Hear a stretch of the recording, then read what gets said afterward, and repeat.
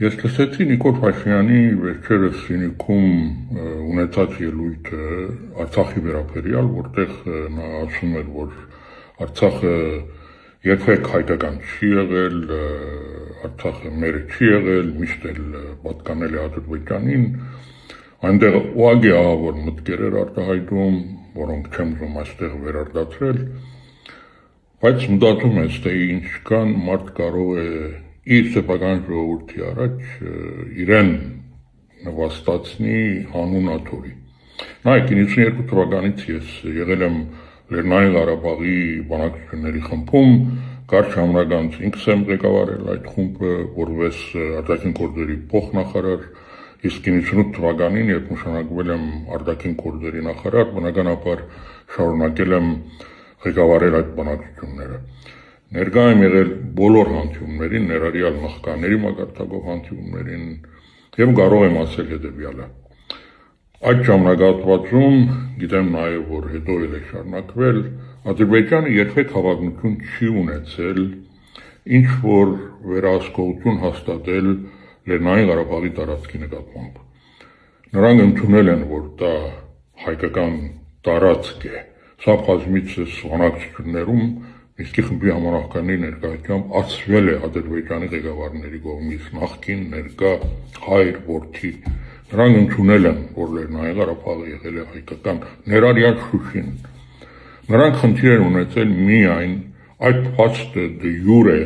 արձանագրելու հարցում, որտեղ բնթել են, որ խնդիր ունենան իրենց սահմանադրության հետ։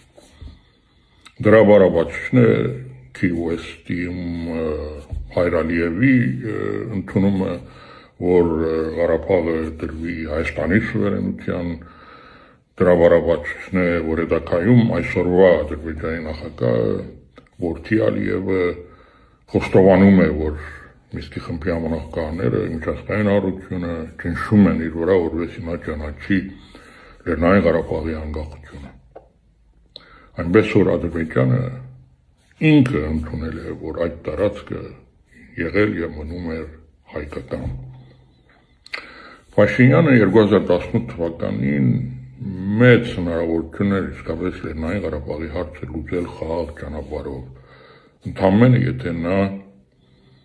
բանակցությունները շարունակեր իր սեղանի վրա եղած բանակցային փաստաթղթերի հիման վրա, թեկուզ եւ 2019 թվականին Միսկի խմբի համանախագահների կողմից իրեն ներկայացված փաստաթղթի հիման վրա։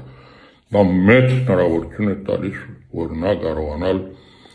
հարցը լուծել խաղաղ ճանապարհով, բահելով Լեռնային Ղարաբաղի փաստացի քաղաքական միավոր լինելու հանգամանքը, բայց նա այդ բոլորը մի կողմ գցեց։ Նա պատմական շանս ուներ,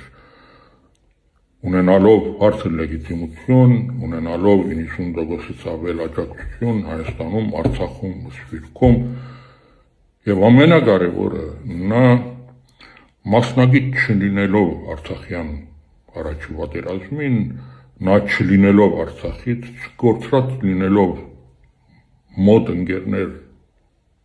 պատերազմի ընթացքում, չունենալով արյան եւ բարոյական հոգեկան այդ կախվածությունը Լեռնային Ղարաբաղի շուրջ հարակից տարածքների ձեռքբերման հետ կապված, նա իսկապես ուներ պատմական շանս այդ բանակցային փաստաթղթերի հիման վրա վերադարձնելով այդ տարածքները պահպանել Լեռնային Ղարաբաղի փաստացի միջանկյալ կարգավիճակով անկախ քաղաքական միավոր լինելու հանգամանքը Լաչինի միջանցքով եւ իր 150,000 հայ բնակչությամբ։ Հավատացեք, Նիկոլ Փաշինյանը միակ ղեկավարն էր իսկապես, որ ուներ այդ հնարավորությունը, բայց այդ բոլորը ինքը փոշիացրեց իր բոլոր նախկինների նկատմամբ ունեցած ադելությամբ։ Նա չկարողացավ ճիշտ կողմնորոշվել, սխալներ գործեց մեկ մույսի հետևից եւ մենք ունեցանք այն ինչ ունենք։ Նա 5,000 զոհերով, 10,000 վիրավորներով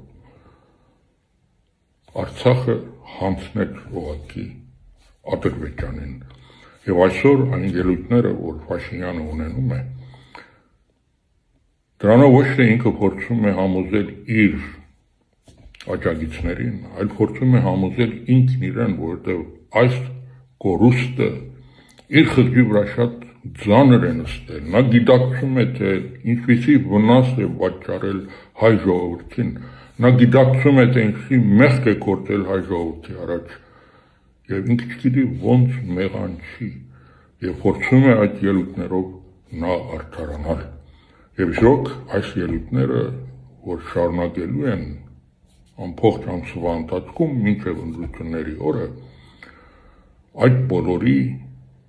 վարաբացույցն են